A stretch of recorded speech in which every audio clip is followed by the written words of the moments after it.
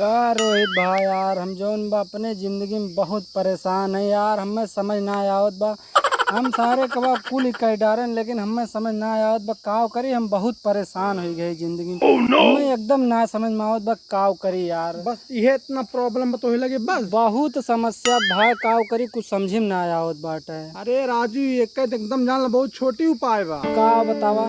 ये पूरा अम्बेडकर नगर में महारू अपने मार नाम चला था यार। इतना हम सारे सबका ज्ञान दे दे, बुद्धि दे दे यार। तू पिछड़ा रहा, पतन कहाँ रहा वाह यार, कहाँ रहा उधर, तू बतावा, हमें बतावा तो।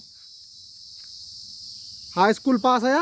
हाँ पक्का, एकदम नंबर 1 से। इंटर पास है? बहुत बढ़िया से।